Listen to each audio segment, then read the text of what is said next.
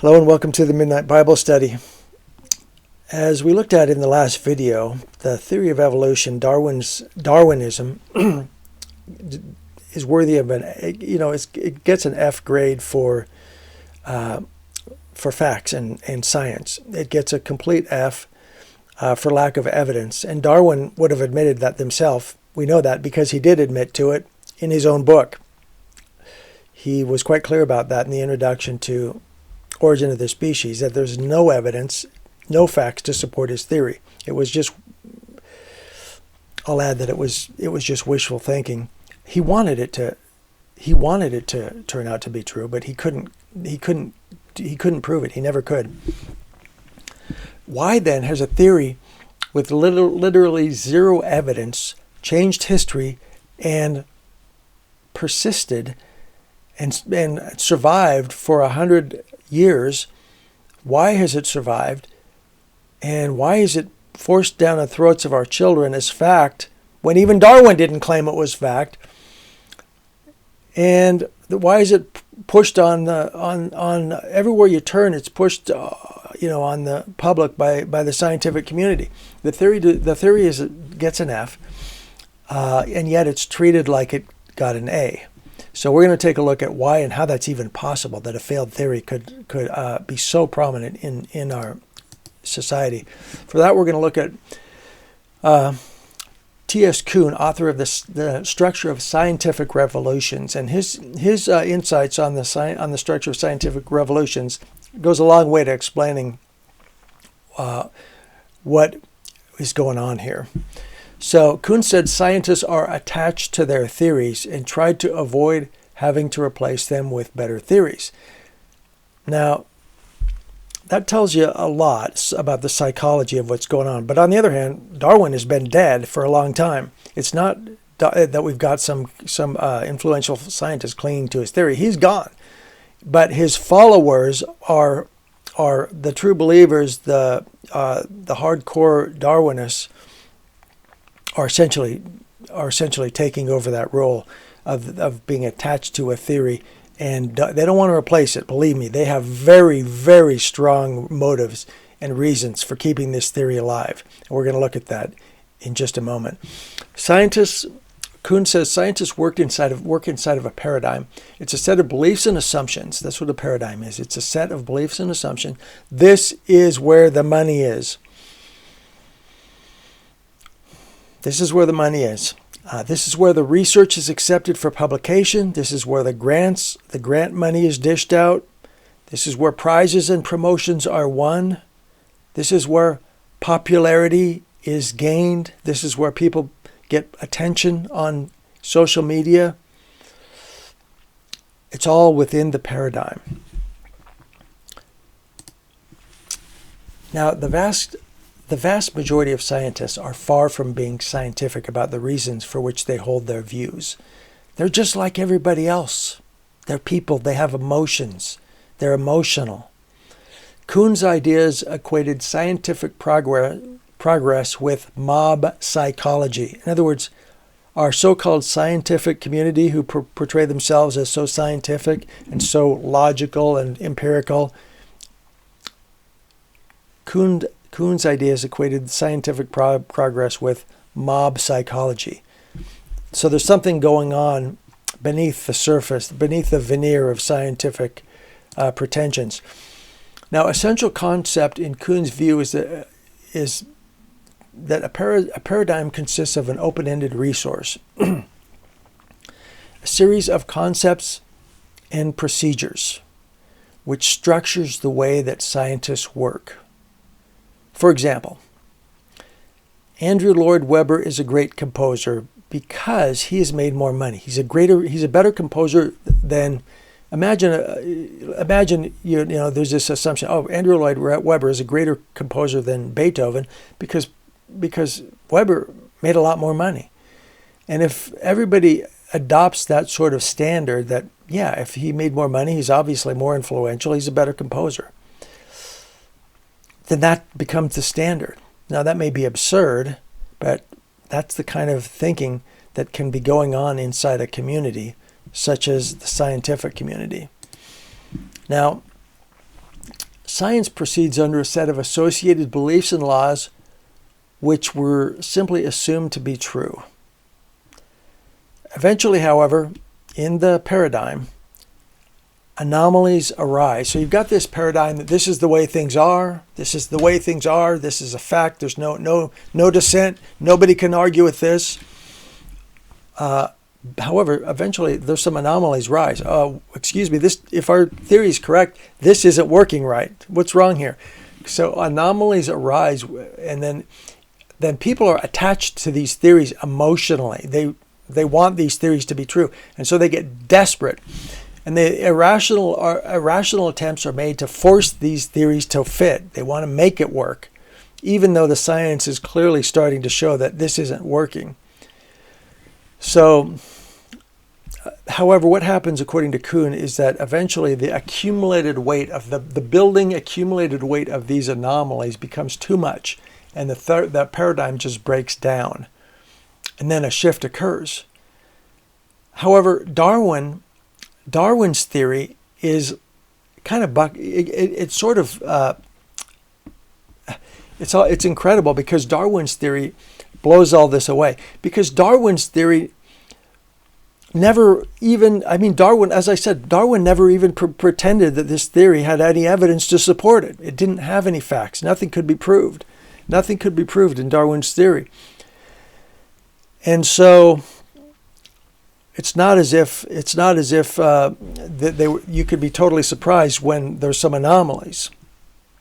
So really, what Darwin's theory, perhaps one of the greatest insights of Darwin's theory, is that it shows us that if the paradigm is strong enough, facts really don't matter. It shows us a lot about human psychology, maybe a lot more than it does about human evolution. So, all right, Professor James Tour is a highly respected chemist in the origin of life studies, one of the top 50 scientists in the world, one of the most respected scientists in the world. And he has shown that origin of life scientists are faking studies. They are faking studies. He's shown this. Why would they do that? Well, because the press, these scientists, they have the lingo, the mathematics.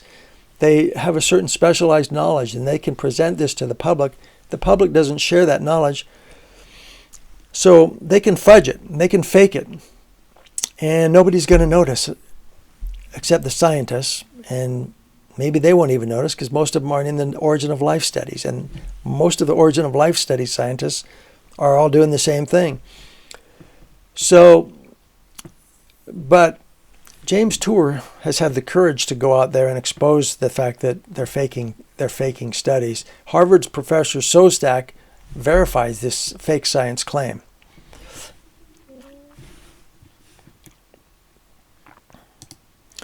Similarly, Darwin survives due to the irrational nature of people. Facts are not the issue. Emotions and fears are the real issue. The science never was important when it comes to Darwinism. It never was. Facts aren't always necessary to sustain a paradigm, is what Darwin has showed us. What is necessary? What sustains a paradigm to last 100 years beyond any logic? Agendas, biases, emotions. These sustain a paradigm long beyond when it should have collapsed. Beyond paradigm, religion and even anti-religion plays a role in Darwin's survival. Now that may sound like an outrageous thing to say. However, Darwinism, if true, could be argued that it would discredit the Bible. In fact, many people left the faith because of Darwinism, and the churches lost some hold on people's. People lost their belief in many cases because of Darwinism. They bought into this and they thought, well, apparently, creationism, as suggested in the Bible, must not have been right because we all know that Darwin is fact. right? That's how it's presented to us. So the fact that Darwinism could discredit the Bible, that excites many people. And for example, that makes it very appealing to atheists and even Satanists. Here's a quote found on the Church of Satan website. Happy Darwin Day. Well, that's with an exclamation point. Happy Darwin Day. We think our fellow secularists and champions of reason and science will enjoy this statement by the Secular Coalition for America regarding their recent efforts. Here's to fact over fantasy. Hail Darwin. That's exactly what it says. Here's to fact over fantasy. Hail Darwin. Now, we've already looked at the fact that there is no fact supporting Darwinism. Nothing can be proved. Darwin admitted this himself, and science has actually made that more. It's actually Darwin had no idea how right he was. In fact, as science has progressed, Darwinism has become less and less and less and less plausible. So here's to fact over fantasy. What fact? Well, I don't know why they would say that, except that they were taught that in high school, that it was fact. They seem to believe it. Hail Darwin. Hail Darwin. That's not just what you say. You don't go hail Isaac Newton. You don't go hail Galileo. No one says that. They're just scientists. But here's Darwin, who, I don't know if he was he didn't follow the scientific method. But they say hail Darwin. So they're holding him up. I don't know if you'd say that's a religion. I mean, like this is what you'd say to a king, I guess. It's very unusual that they would. I'm not saying they're worshiping him, but they're holding him up in a way that you don't hold up a scientist. Let's just say that. However, Darwin admitted from the beginning there was no evidence to support his theory. So, okay. No facts. For many, however, Darwin is a key assumption of their religious beliefs. And therefore, it's clung to with blind faith. Blind faith. Anton LaVey, founder of the Church of Satan, believed in social Darwinism. According to The Guardian, in his written work and interview statements, LaVey frequently paid intellectual homage to social Darwinism. This is the fruit of Darwinism.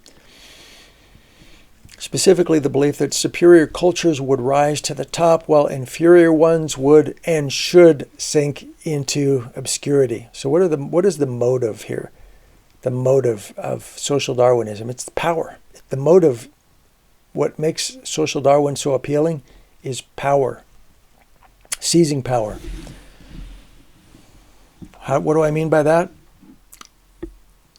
Superior cultures would rise to the top. They would seize power. And inferior ones would and should sink into obscurity. And that word should is a frightening word. Should, almost like, okay, something needs to be done about this. And as we'll see, history plays that out. Through a survival of the fittest rhetoric over the years, the Church of Satan has attracted white supremacist following. They aren't following the science because, as we've seen, the science doesn't work. They're following emotion. They have a motive, and that motive is prestige. In pride, prestige and pride. They have proclaimed themselves the fittest. They may see themselves as Nietzsche's Superman. They need this paradigm to survive. So the paradigm survives because they need it to survive. They want it to survive. LaVey believed in social Darwinism. Now, when people are committed to beliefs like this, and you show up and tell them that Darwin's theory was wrong, they don't present the facts, because even Darwin couldn't do that. What they do is they get mad and they insult you. That's how they work. Evidence is never seriously considered. Arrogance is common because they see themselves as the fittest, the master race. So pride is a major motivation. An article in The Guardian entitled "Epstein reportedly hoped to develop a super race of humans with his DNA." Okay, this shows us that pride is a motive for those who believe that they are the ones who should be part of the master race. Darwin wanted to seed human DNA with his own DNA. I'm sorry, did I say Darwin? I meant Epstein. Now, if that seems like a stretch, consider the article, "Does Darwinism Devalue Human Life?" by Richard Weikart. So some of the language I've been using may seem like a little extreme. Consider the article, "Does Darwinism Devalue Human Life?" by Richard Weikart. Weikart writes that a number of years ago, two intelligent students, this is what he writes. He writes, "A number of years ago, two intelligent students surprised me in a class discussion by defending the proposition that Hitler was neither good nor evil. And though I kept my composure, I was horrified. One of the worst mass murderers in history wasn't evil? How could they believe this? How could they justify such a view?" Weikart writes.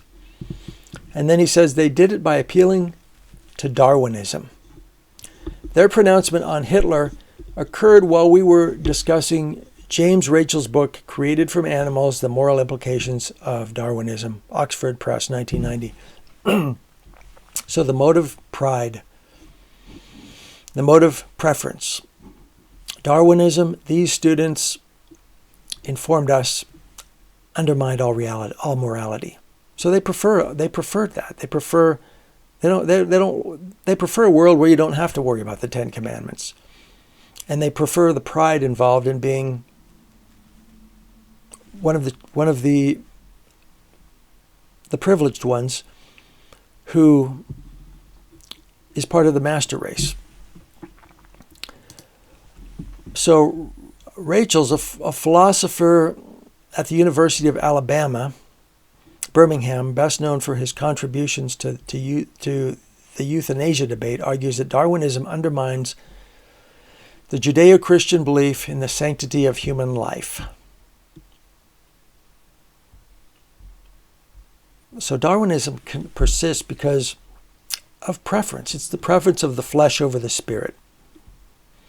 It persists because it's a weapon to undermine Christian beliefs. This comforts atheists and Satanists, as we've seen.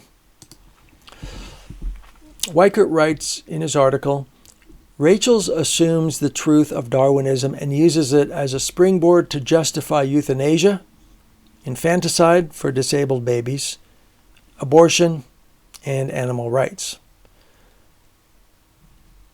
So the motive is a point of departure from a moral Ten Commandments-based Western civilization.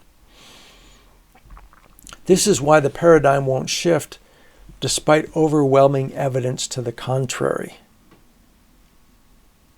Because many people are deeply committed to ideas of euthanasia, infanticide, abortion. Now, you think about, infanticide for disabled babies. It reminds me of the story of Fanny Crosby, who was a blind girl. And she wrote 6,000. She would pray every day, and she wrote over 6,000 gospel songs, and she inspired millions of Christians with her hymns that she would write. And sure, she was blind, but should we have followed Rachel's instruction and had her assassinated at birth because she was blind? What about who is that other one? The one born deaf, dumb, and blind, Helen Keller. Well, I mean, according to this infanticide, for disabled babies, Helen Keller would have been neutralized or, extinguished at birth. Well, she had some struggles. but she overcame them and became an inspiration for millions, going around as a speaker, and inspired millions, and had a wonderful, extremely rich life in spite of her disabilities and overcoming disabilities. There's some guy, I can't remember his name, it's Nick Reykjavik or something like that. I saw him just in a video.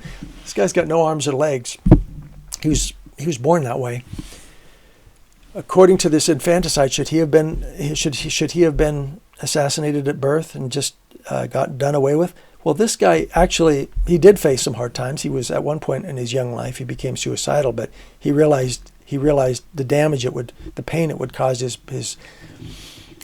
parents as he did that. Well, he decided not to take his life, and he did the right thing, and he became a Christian. And this guy has gone on to be so influential. He has been extremely influential. He has influenced hundreds of millions of people as an inspirational speaker. And he's changing the world. He actually is changing the world. And he's a super excited, happy person with no legs and no arms. He's got a family, a beautiful wife, beautiful kids, beautiful inspiration to the whole world. These are the ones that Rachel's would like to see exterminated at birth.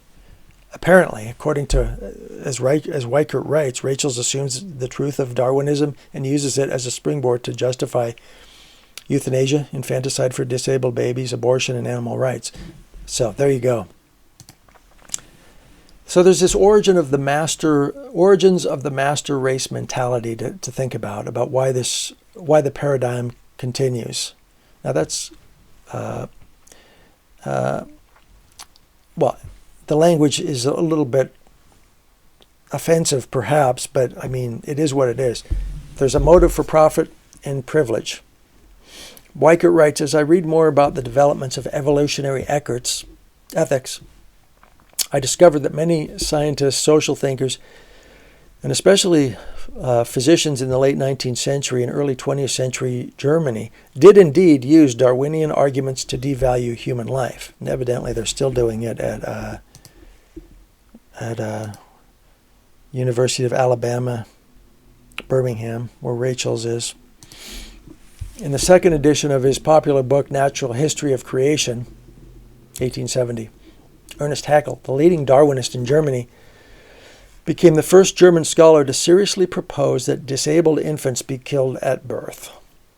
Darwinists were in the forefront of the eugenics movement, which often taught that disabled people and non-Europeans were inferior to healthy Europeans.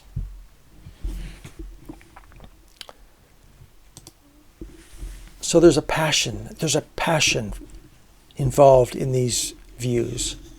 That's a big motive, is the passion people feel about these beliefs they have.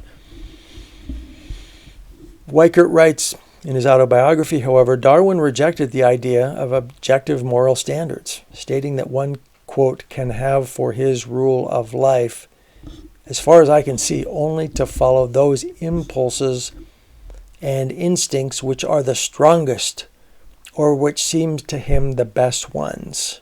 Therefore, if someone has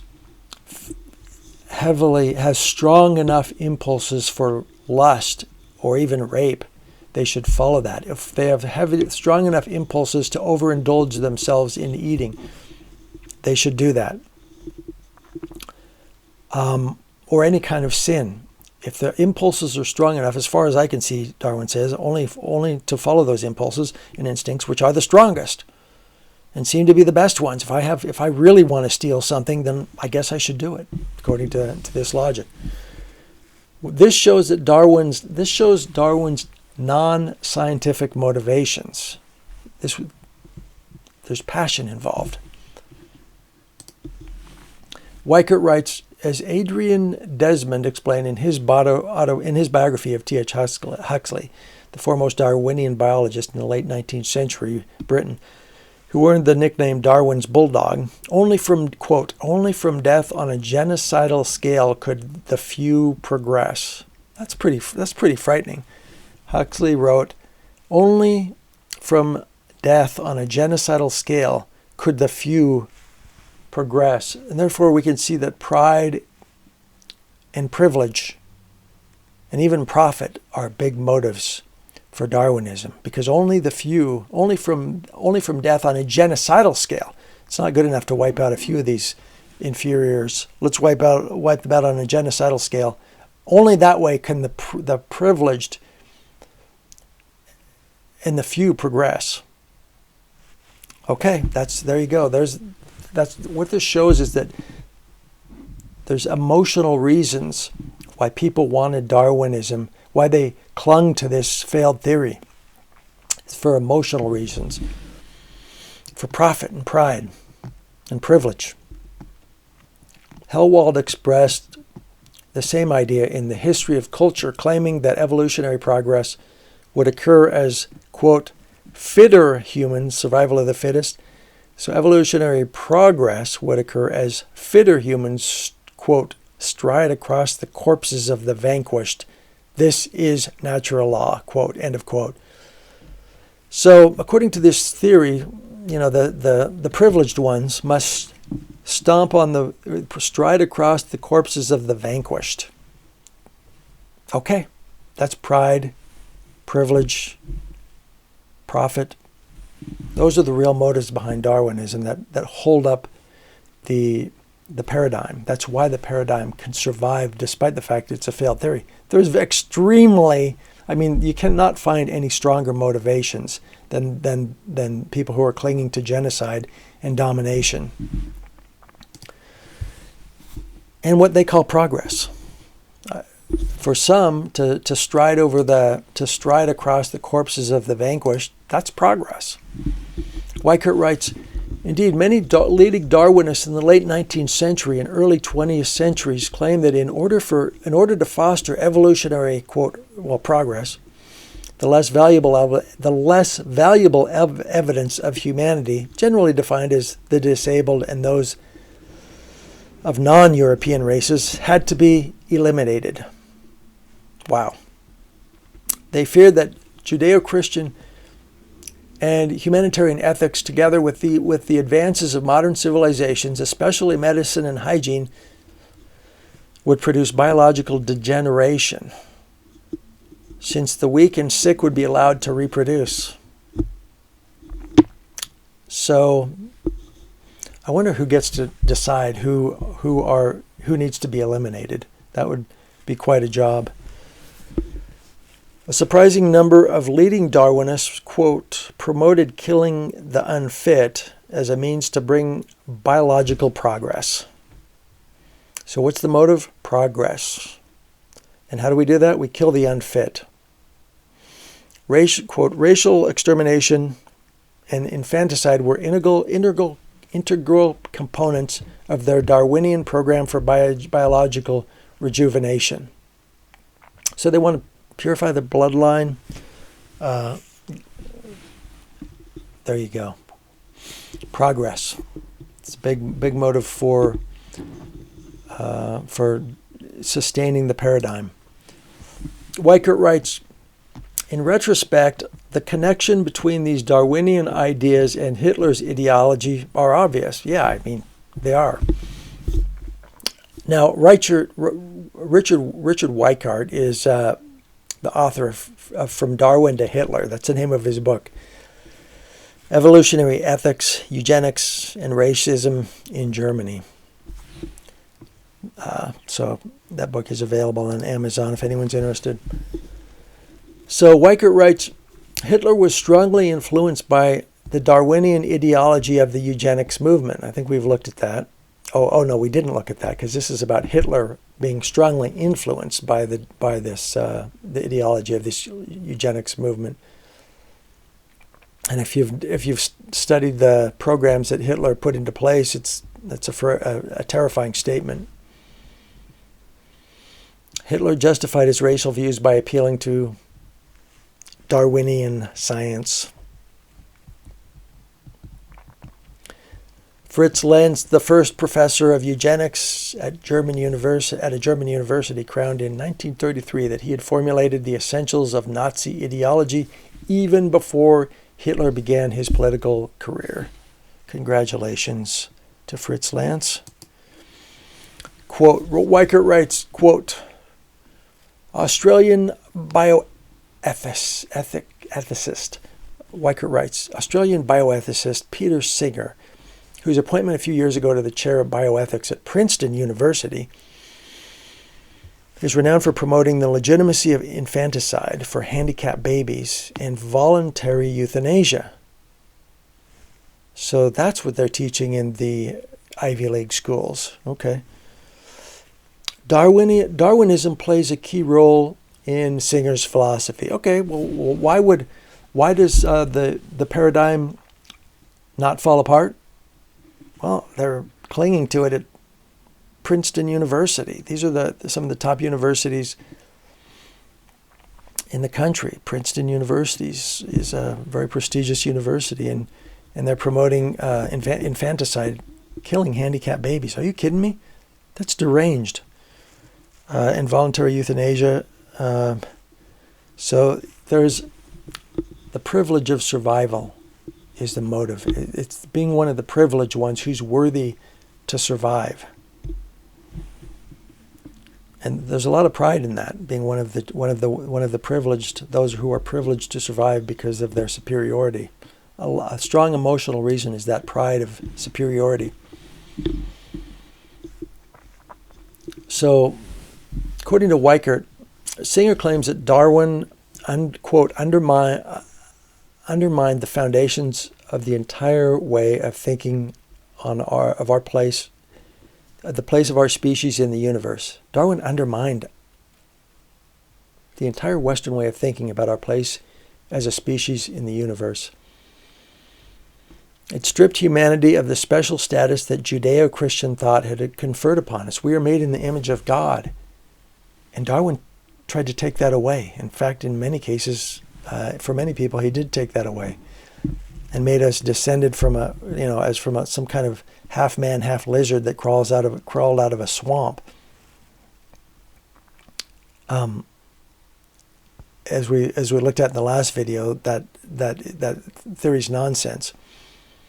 But there's a motive here, which is privilege. It's an atheist's excuse. All right, Weichert writes, in Darwin's Dangerous Idea, the materialist philosopher Daniel Dennett argues that Darwinism functions like a universal acid, destroying traditional forms of religion and morality.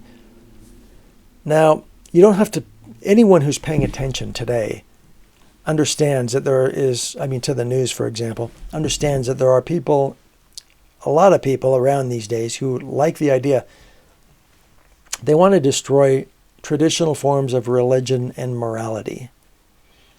That seems to almost dominate pop culture in the past years, in the past few years in particular. And Darwinism supports that. That's the foundation that this is built on. So it's an acid to corrode civilization, a joint goal of tyrants, atheists, and Satanists. So you can see, well, why is the scientific paradigm outlasting its usefulness? Well, it's very, very useful to certain people, atheists, tyrants, and Satanists. They see it as extremely important. Oddly, teachers, science teachers, many of those seem to share that value as well. Weichert writes, Edward O. Wilson, the Pulitzer Prize-winning pioneer of sociobiology and Harvard professor, whose entire view of human nature revolves around Darwinism, also exemplifies this devaluing of human life. In one passage in his autobiography, he compares humans to ants, informing us that we humans are too numerous on the globe, while ants are a proper population balance. And he says, if we were to vanish today, the land environment would return to fertile balance. So he goes beyond, evidently he's going beyond the master race. He wants everybody dead. So that's really comforting to know that we have someone like that at Harvard teaching our children. So there you go. That explains why Darwinism has outlasted. The paradigm has not collapsed. It's because there are many people who see Darwinism as giving them what they want. The pathos, the feelings, the pride, the privilege, and the profit that they find as a result of sustaining the paradigm. So there you go. That's why Darwinism is a fraud. Darwinism, it's a big scam, and it's being pushed. Seemingly, the paradigm may continue for some time longer. God bless you, and good night from the Midnight Bible Study.